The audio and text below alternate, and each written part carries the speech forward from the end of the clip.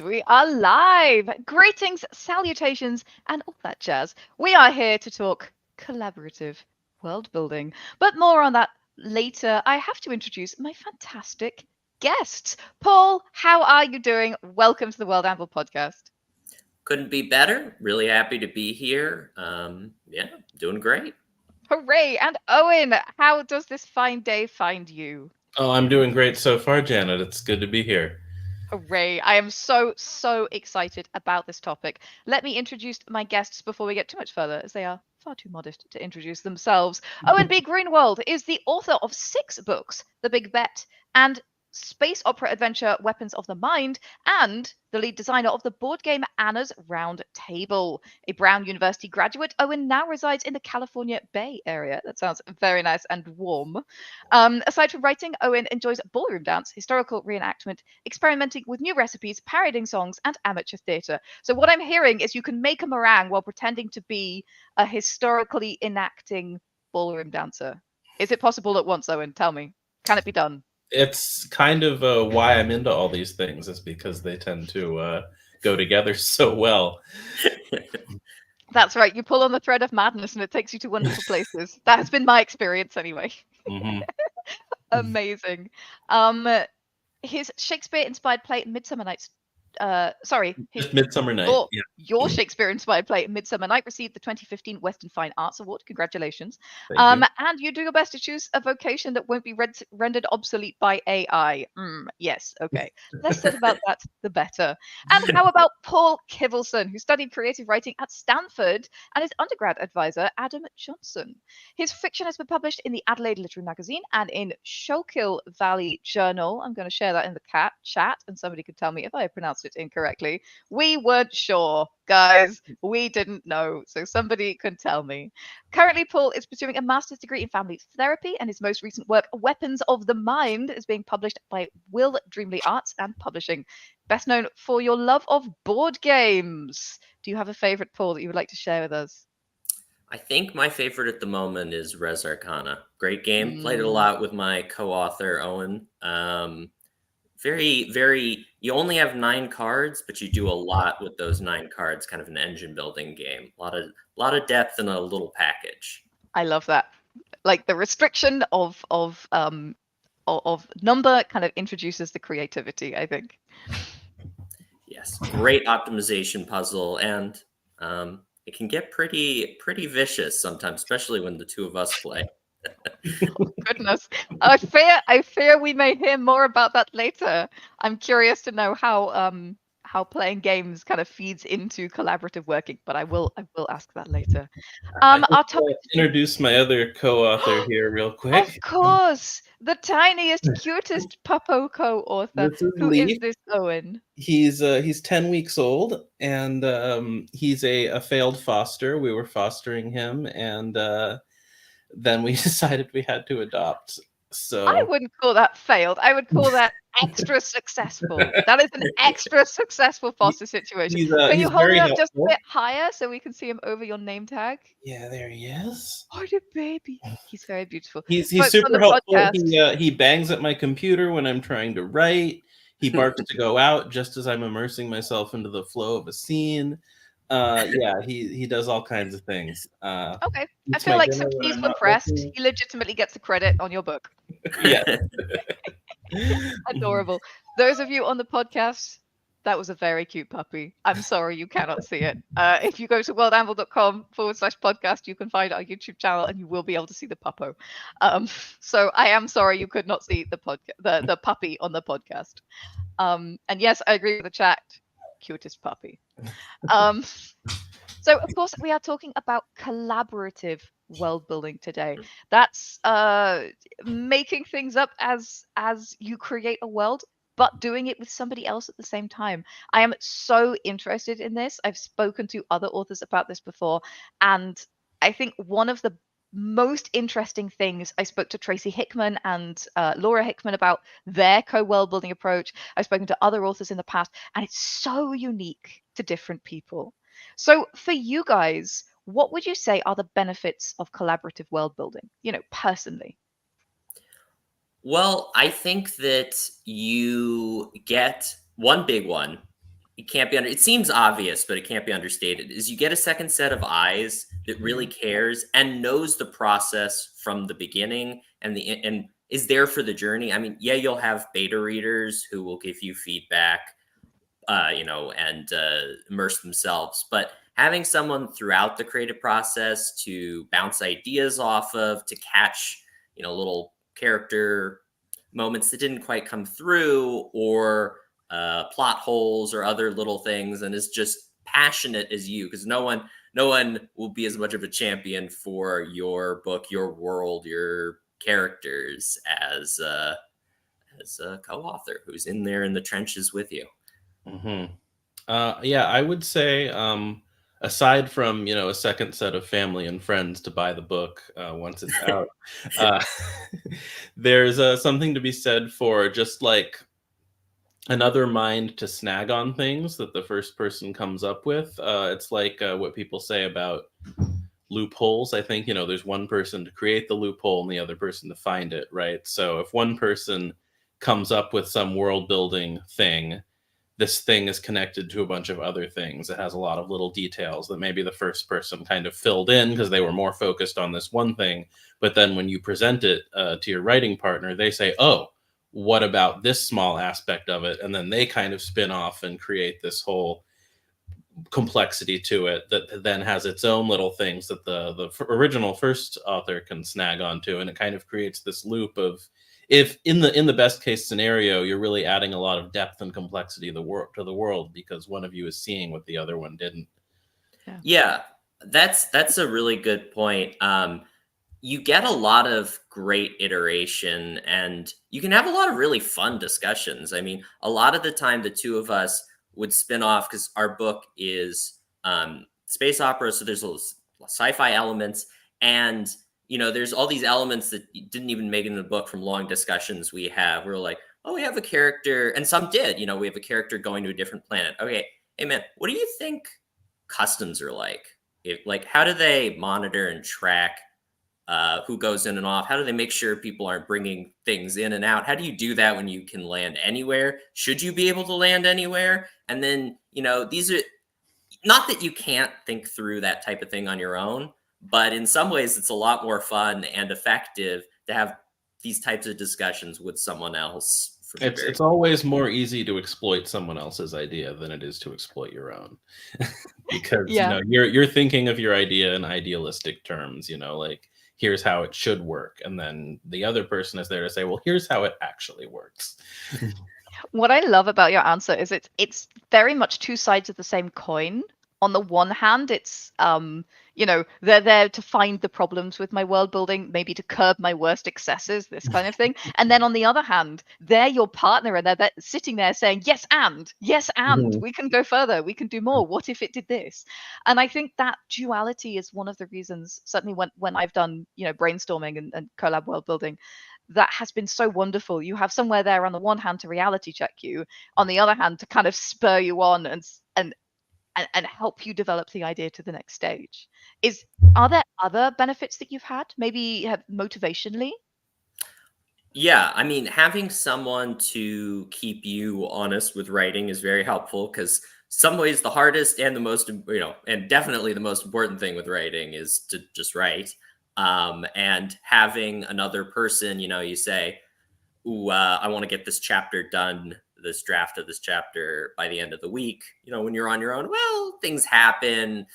I'll finish it tomorrow. It's okay. But if you have a co-author who's waiting for those pages, that puts pressure, which can be both good and bad, but is great for keeping you on pace and keeping you writing.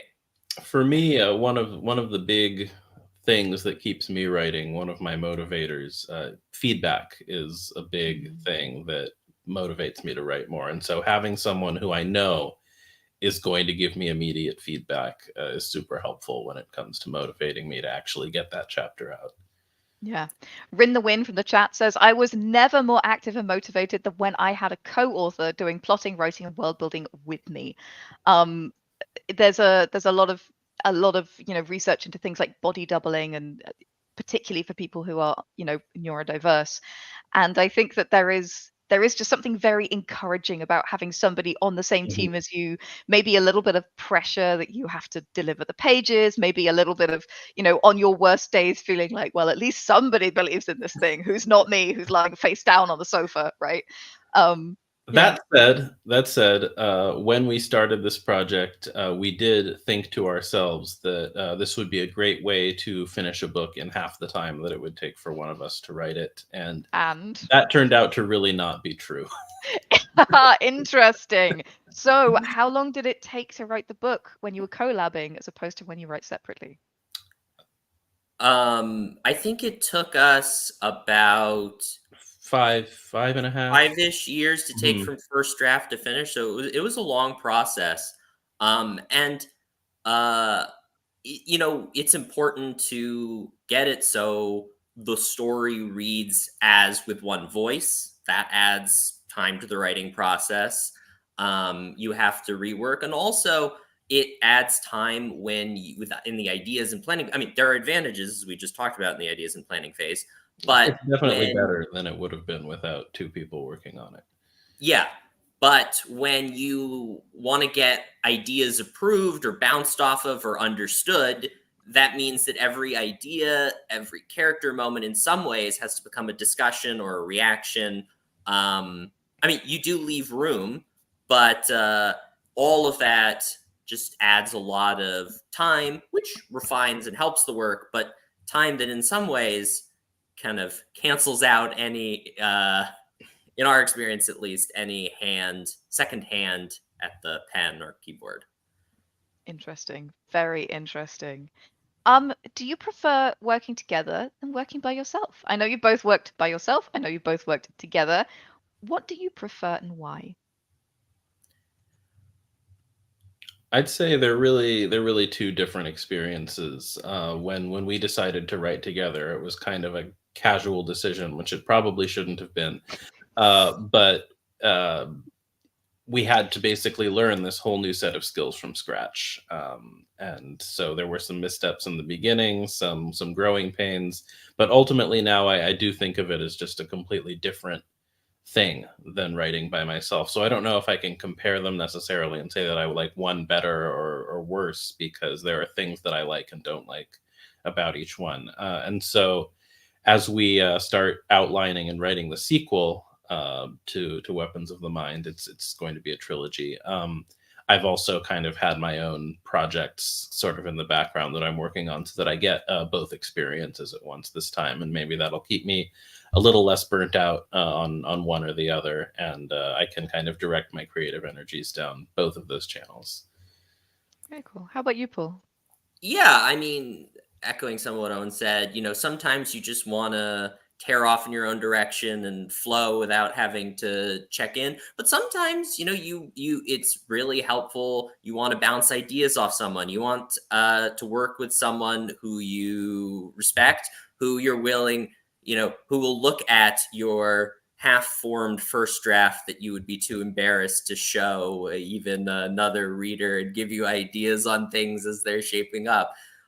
You want someone to catch you when you stumble in the writing process and be there to pave over any cracks. I agree that it does. It's more different than you might expect in terms of, at least how it feels to me, how I think about it, how I go about it. And there are great things about both and challenges with both.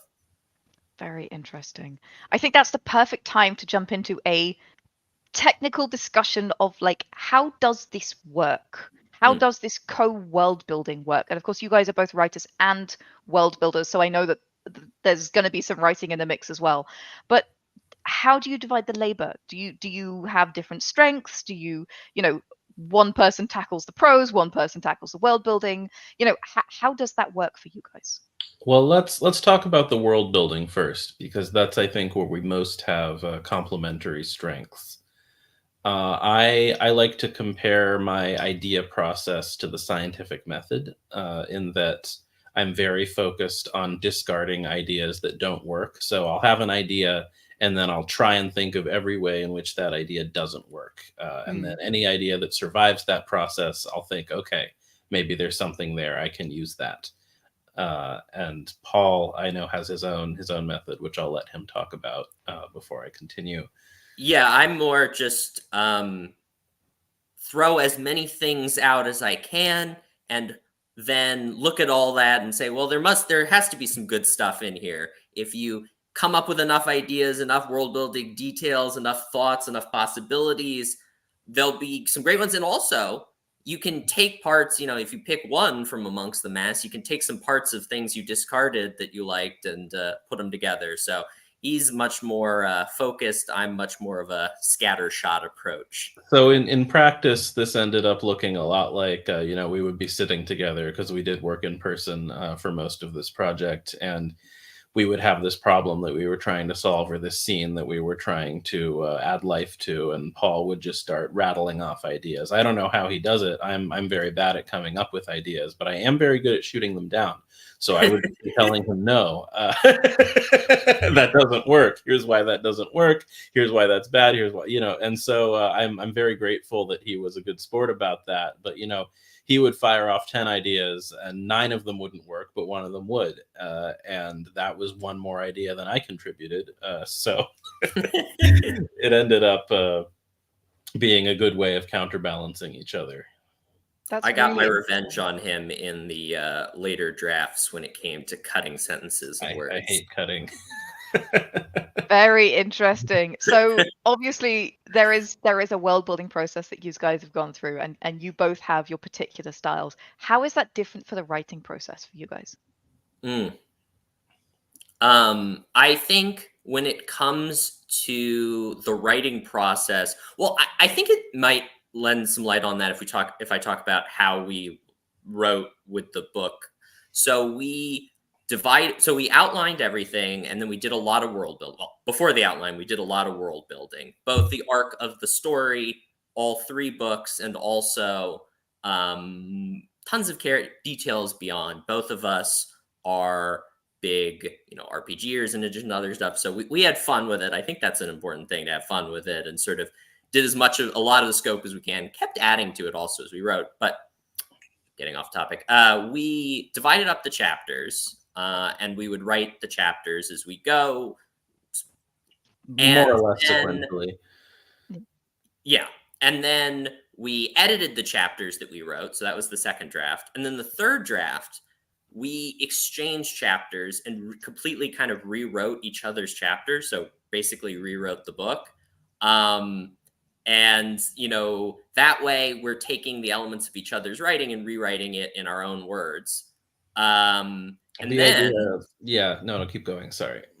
And then we went through the entire book, sentence by sentence, basically, and did a lot of, hey, you took that sentence out. I feel like that sentence was doing a lot of work. Can we put it back in? Or I feel like you reframed this and it was losing a lot of stuff.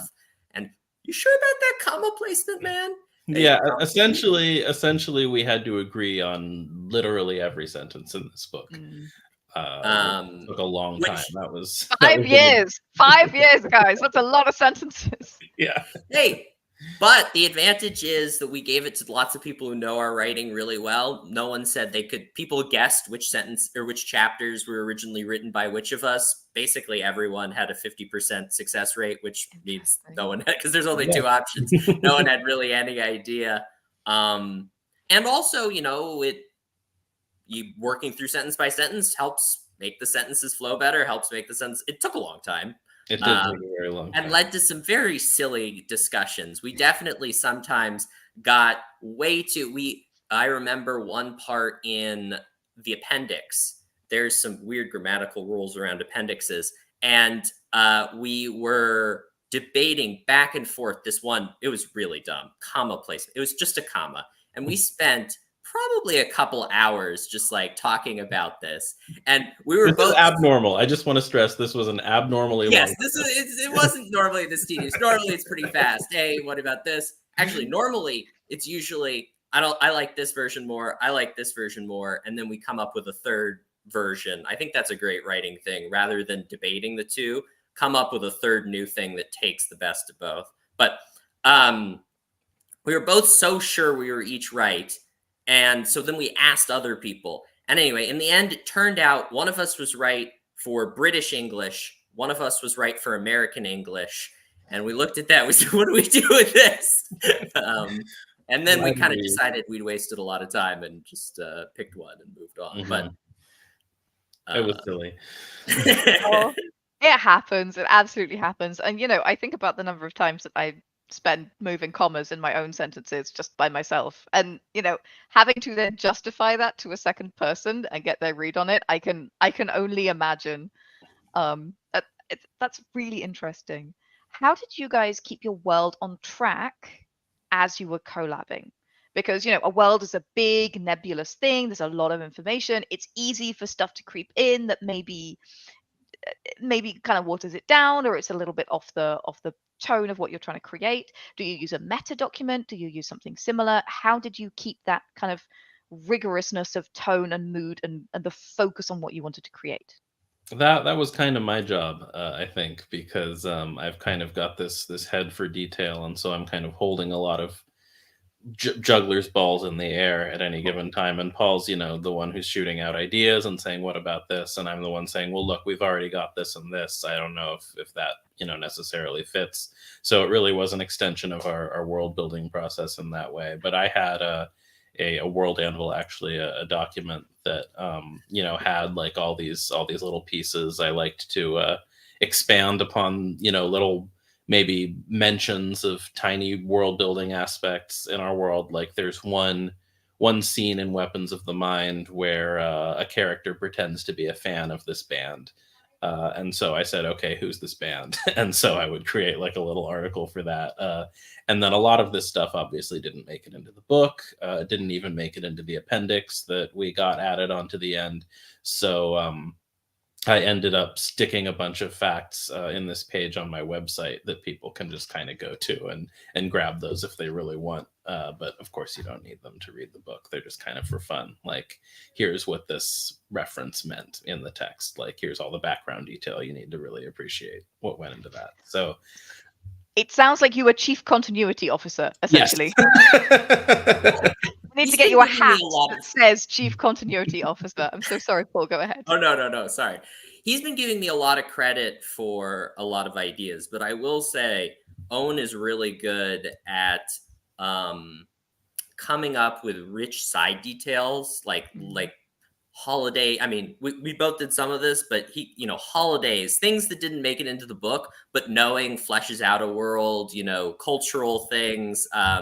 We both contributed some, but I think he really built up a lot of great information that then I could draw upon, and as we were both writing, we could both draw upon in this sort of world building Bible. And we did have, you know, character informations for all of our characters. It's amazing how you can write hundreds of pages about someone and then forget, wait, what color was their eyes? What color was their hair again?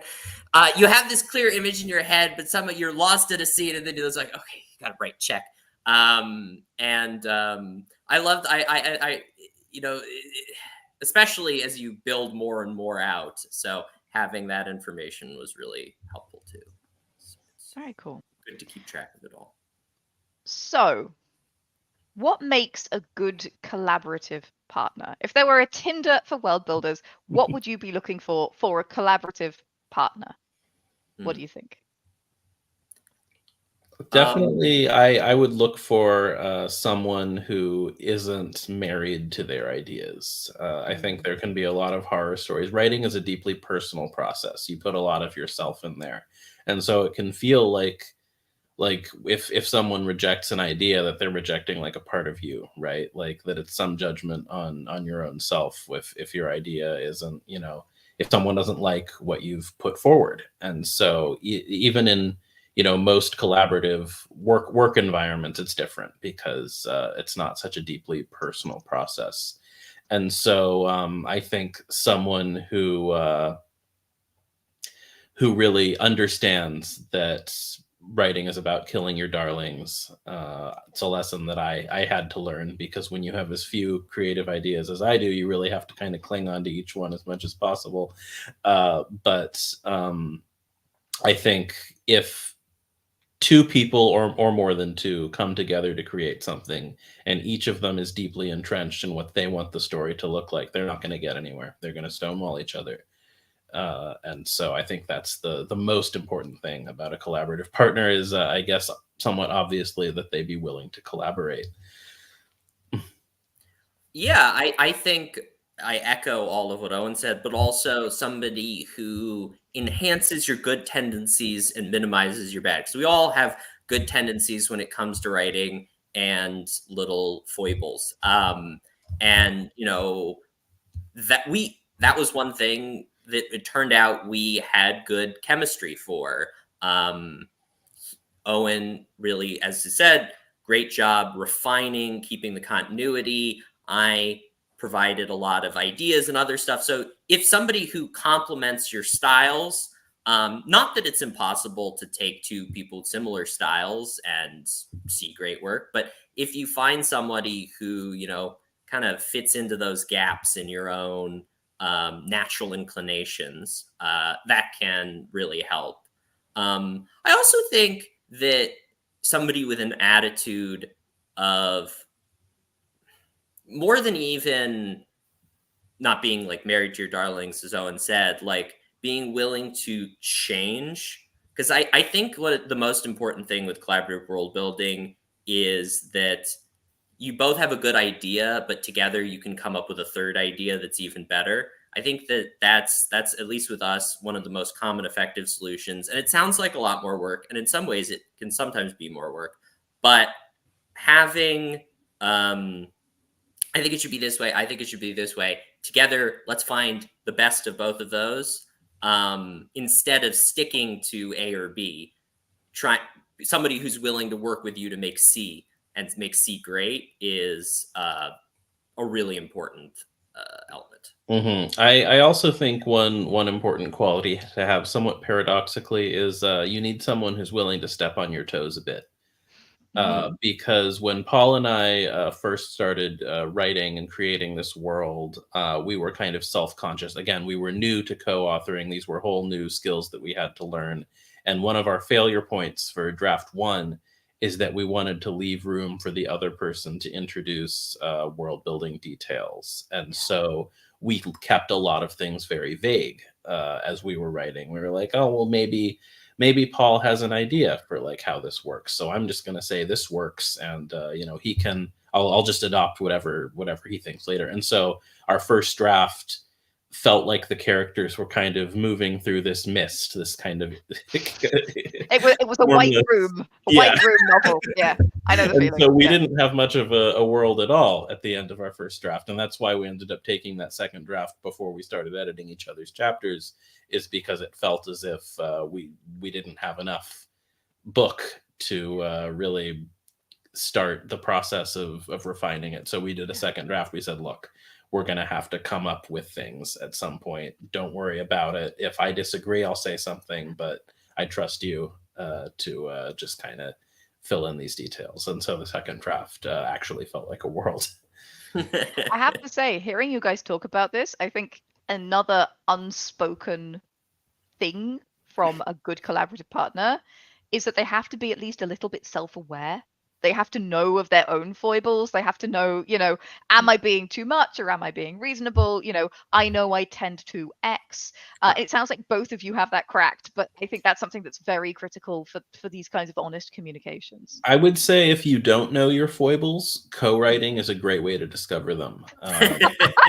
Potentially explosively, I would imagine. Because there was, when we were editing each other's chapters, Paul actually, he said to me, like, you realize that your chapters have a lot of characters who move their hand to their gun.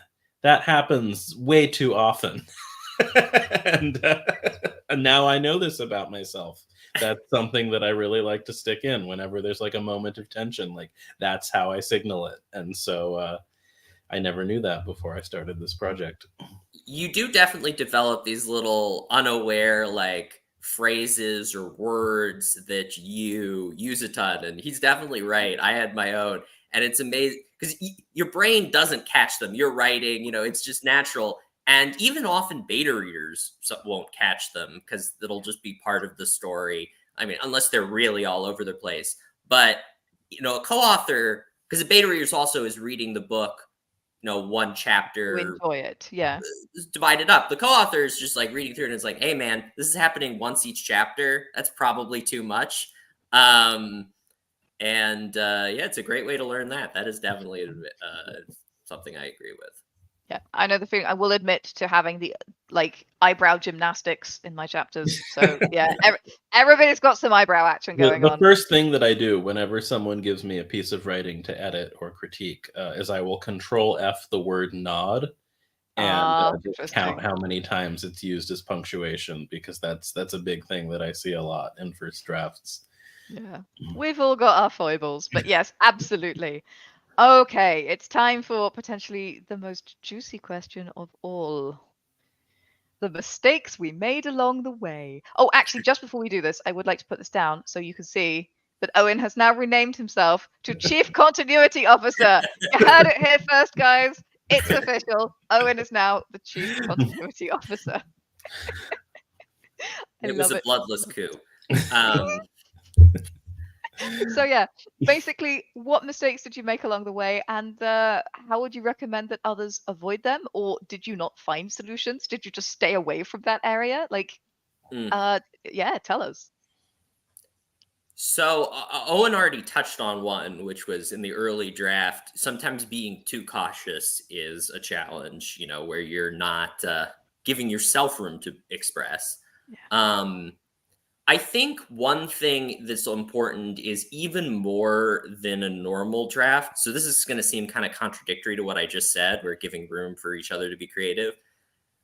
Having a clear understanding with the outline is very important, because there was definitely a scene that I thought was going to be in his chapter and he thought was going to be in my chapter, because the outline made it a little unclear. It was in the outline, it was divided up between the two. And we read the draft. It was a very important scene. It was a very important scene. And we sent each other chapters and we were like, wait, this never happens, this whole bit.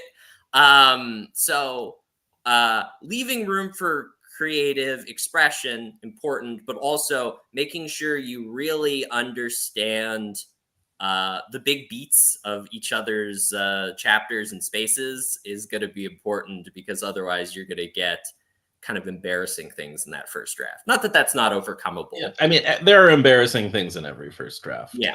That's the reason to have them. So, you know, it's not the end of the world, but still it's nice to be on the same page for sure. And the only way to know for sure if you're on the same page is to have it written down somewhere. So yeah, spending the time to flesh out your outline and make sure everyone's really clear on who's writing what is great. Definitely. I also think that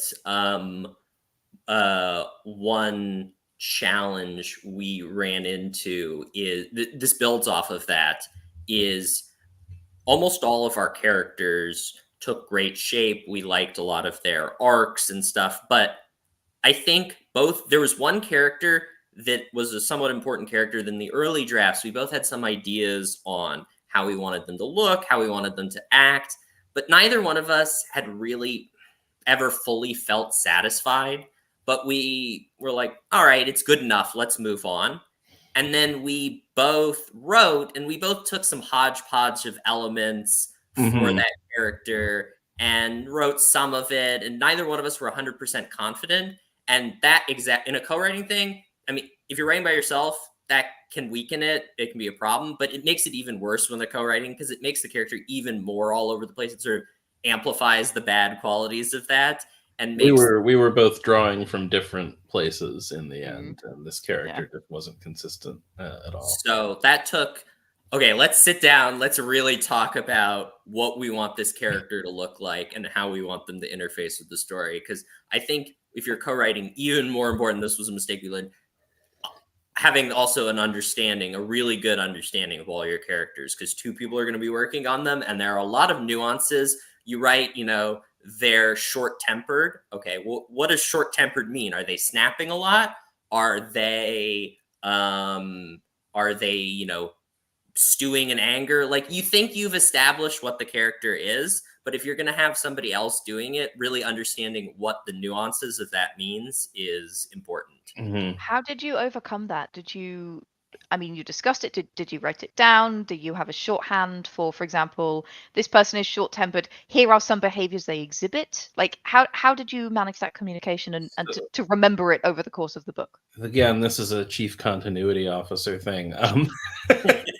So the first draft just didn't have that, and it was something that we realized as we were reading through it. So for the second draft, I kind of created, like, I read through the book again, and I kind of picked out some behaviors, and I kind of put them into a document below the character's name. And I said, so here are some traits. Here are things that we have seen the character doing in action. If you want the character to behave like this, like, here's some body language, here's some like verbal tics. And so I really came down on that. And I think a way to avoid this kind of before it happens is I would encourage people who are interested in working together collaboratively, don't be afraid to reach out and ask a question in the middle of writing a chapter. If you are concerned that you've come across something that doesn't make sense, if you're worried that you're about to put a character into a situation you're not sure is really in character anymore, reach out, start a conversation. It's never too late to change something until the book has gone to the printer. So there's a lot you can get from mistakes, though. That draft, I mean, I've never gone as in-depth into characters as we did some of our discussions on those, which elements work the best, which elements maybe do we want to cut. And, so you do, it takes work, but I think you do sometimes get great refinement and great depth from noticing a mistake and being like, okay, we really need to work on this. He had a whole color-coded system. It was great. Can we hear about the color-coded system? I not only had a color-coded system, I had a system of colors because there is a species in our book who is like naturally synesthetic, and so their words for color and specific emotions are the same. And as kind of a little Easter egg that I guess I'm going to give away on this podcast is that a lot of the colors in the book actually correspond to the emotion that species sees. So very cool. Yeah, there's some interesting like bits of foreshadowing that you can pick up on if you read the book with an eye for that. And you can be like, oh, this character's car is navy blue, like like that kind of thing. You went down the rabbit hole. I was there with him. I was like, thank you for taking me on this ride. Amazing. Oh, this sounds like an incredible ride. I have to ask, how did you guys find each other as collab partners? Like, how did that happen for you? And do you know anyone else for whom it's happened differently, if you see what I mean? Well, we were lucky in that it was pretty easy for us because we've been friends for 2 decades. Wow. Friends Okay. for a while. Yeah. He went to one writing program. I went to another writing program. We both graduated. We both said we want to write a book. We said, hey, wouldn't it be fun to do it with friends? And, honestly, we didn't treat it in the beginning with as much respect and consideration as we should have. Because writing with a friend is a risk. It is a challenge. We talk a lot about how deeply personal it is. And, when you're pouring that much of yourself into something, when you're working with a friend, I'm sure lots of people in general working with a friend, we got lucky. It worked out for us. But I think if you're going to tackle in with a friend, you should be aware that as with it is a working relationship, co-writing a book together. It's fun. It's collaborative, it's creative, but it is a working relationship. And whenever you enter a working relationship with a friend, always be a little careful. Mm-hmm. And I don't know if I know I am any of my author friends, whether they have found a co-author in a different way. I mean, I know of some, some successful people like the authors of The Expanse, for example. They're a co-writing duo. The authors behind the Warrior Cat series. I think the Expanse authors started as an RPG group. Oh, did they? I think so. Yeah, they were an RPG group, and they were like, "This is great. We should write a novel." Well, that's a great way to do it. They tried to turn their table game into an RPG, and it didn't work. it didn't sell, and then they tried to turn it into a novel, and it did hugely well, and then they came all the way around the table and made an RPG again. I've got someone in the chat also saying Malazan for an example of co-writing duo, and that makes sense because there's so much world in there that. Yes. Yeah, very rich books.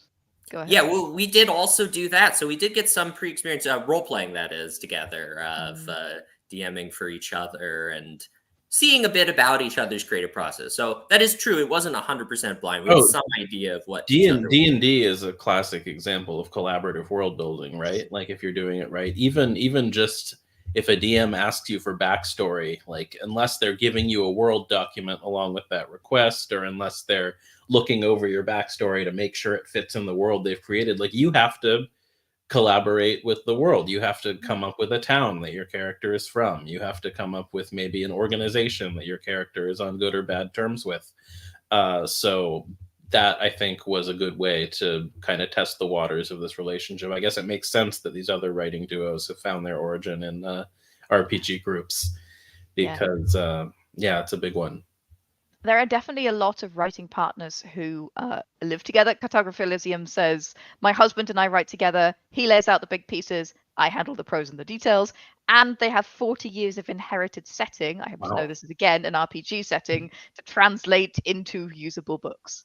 I also do a lot of collab with my husband. So I have to say husband and wife teams are also very common. Tracy and Laura Hickman, as I mentioned before. Kay Applegate is a married couple, the Animorphs series.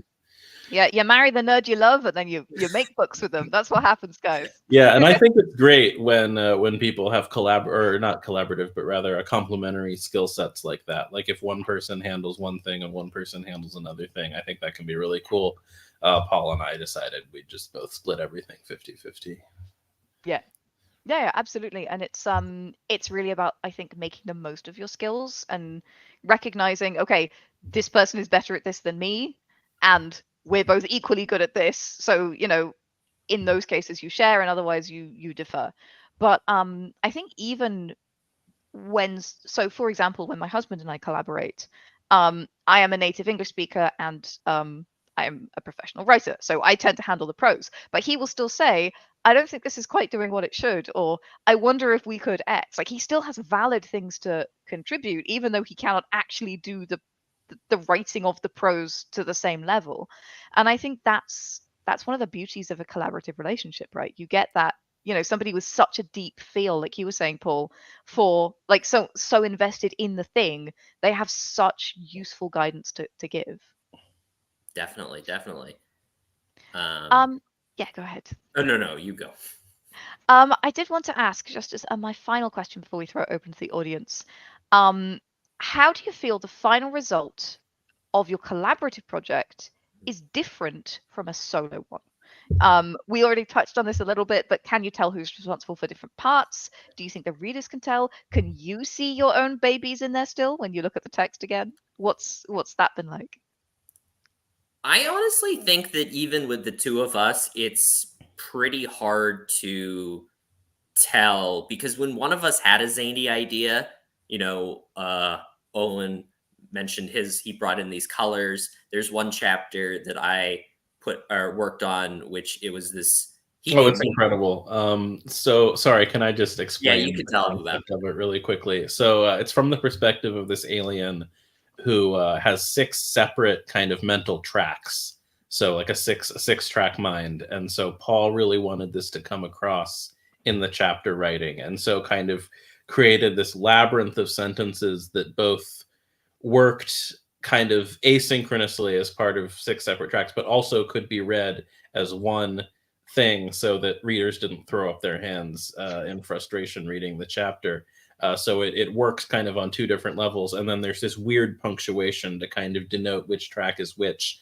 So it's a very strange chapter. We were worried that our editors were going to force us to get rid of it, but it's a fascinating look into how these aliens think. And Paul was the one who said, we have to do this. I'm going to do it. It took a month and a half to write this chapter, but I think it was worth it. And I was going to say, Owen came in and he really, I had the bones, he like built on top of that. So I think even with these and with the colors too, you have fun ideas, or at least we did, and then we kind of tried to make each other's fun ideas our own. Funny thing, he mentioned the punctuation. It was pretty funny. The first version of this chapter, I did it with different fonts, and it looked kind of like a ransom note. It was it was just it was hard to find 6 different fonts, and Owen looked at it and he was like, no. No. We can denote this in a cleaner, less I want to avert my eyes way. I don't, but going back to the question, I don't think readers can tell. I mean, some of our parents have read this, our loved ones have read this, our friends have read this. No one is able to pinpoint, who did which chapter. So I think that at least has been pretty successful. I think the result is stronger and more cohesive, definitely, than if I'd worked on it alone. If I'd worked on it alone, there are some plot issues that we ran into partway through. And I think without someone to say, like, this really needs to get changed, I would have just, tried to make it work. I could have made it work. I could have forced it into a place where it felt okay, but it wouldn't have been okay beneath the surface. And, a close reader would have been able to pick up on that. So I think the final result is one that has been changed because someone was telling me this has to be changed. I love that. The whole is greater than the sum of its parts. That makes me happy. Uncle Croupy has a question. He asks, I would like to hear a story of your favorite collaborative moment, some big mutual eureka, or something that really snowballed. Can you guys share something about that? I've got 2.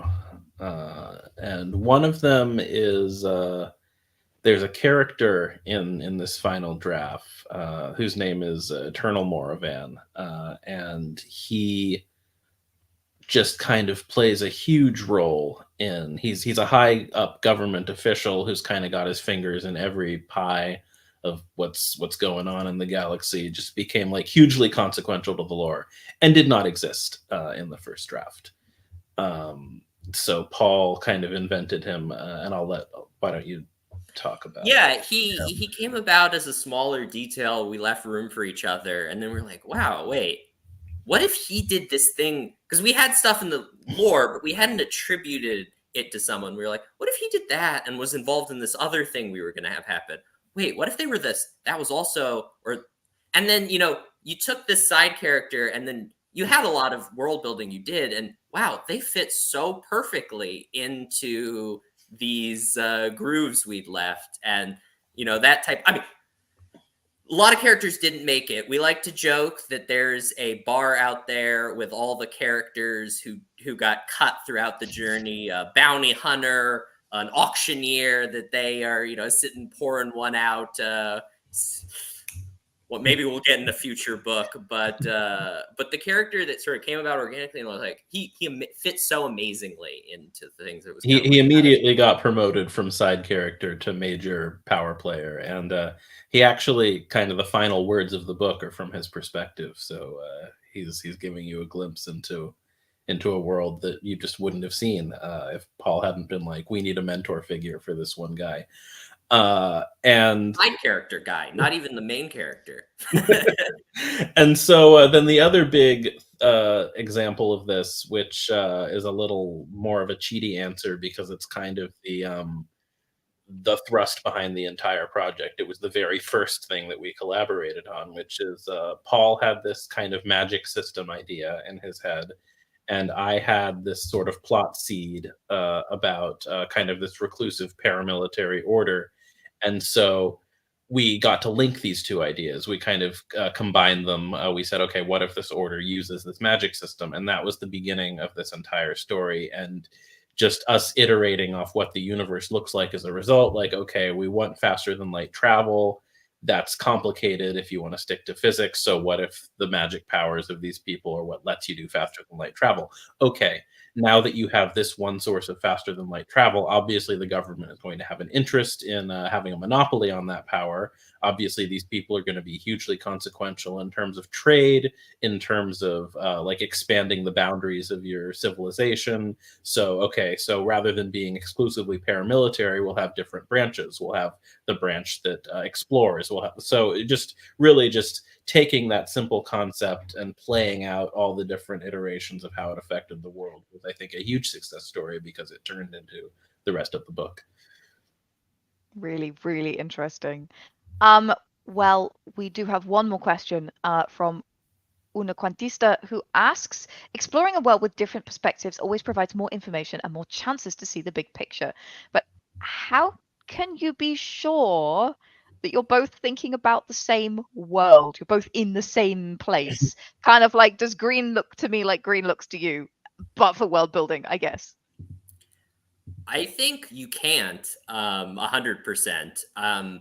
But I think that's why we said that for us and for many, don't look at co-writing as a shorter path, even with two hands. Because if you want to do a good job, you have to keep working on the book until green looks the same across all the chapters. And that takes discussions, that takes rewriting each other's work.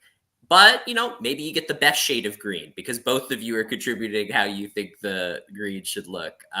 If you follow the process, if you talk enough, if you revise enough, your two versions of green will converge in the end. I love that.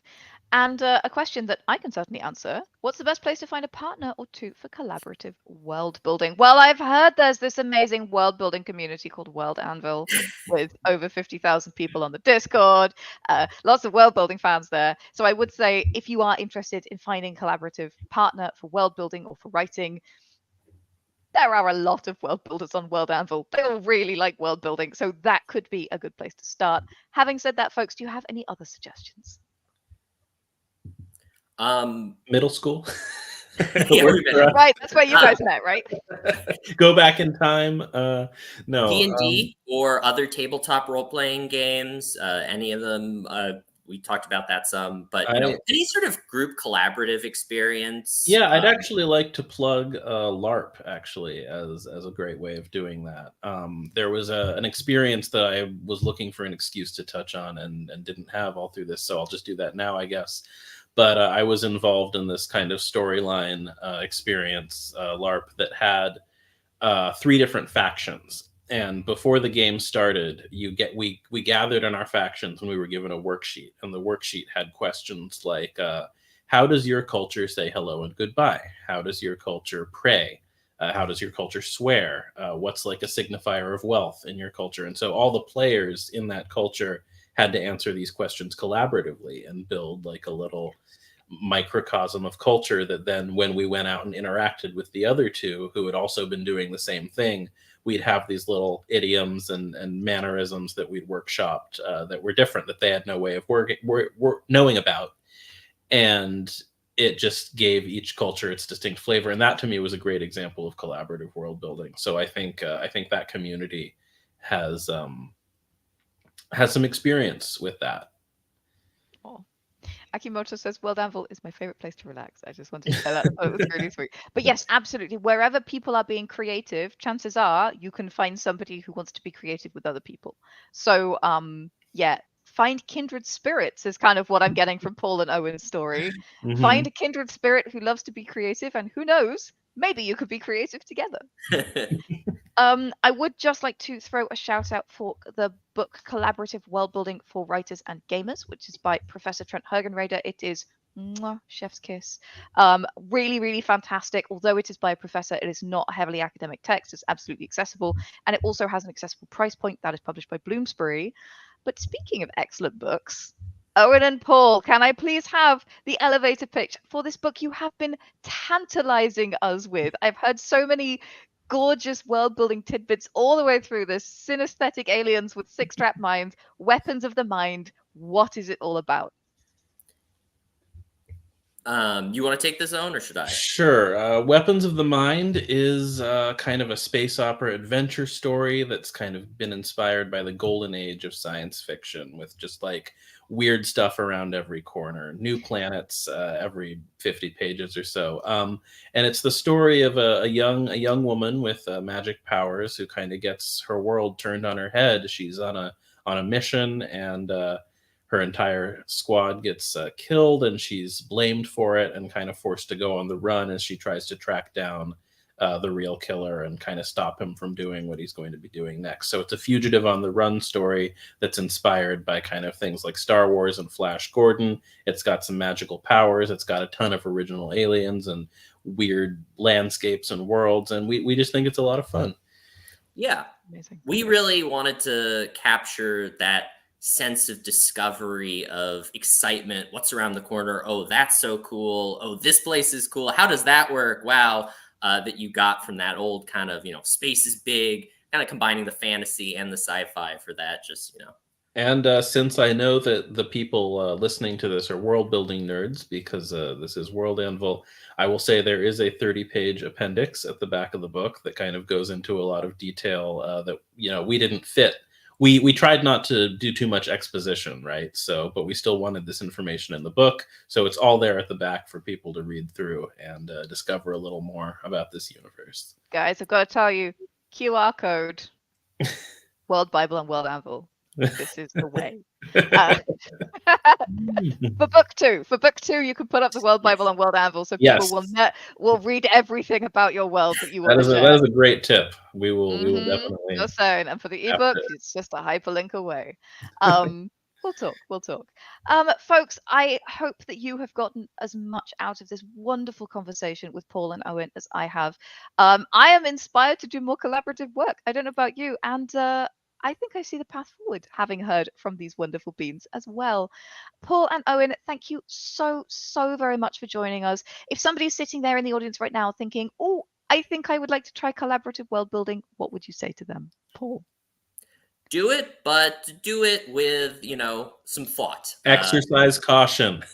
Exercise caution. It's a big commitment. It's a lot of work, but man, you can make some really cool stuff together, and it's really fun. Yeah, I love that.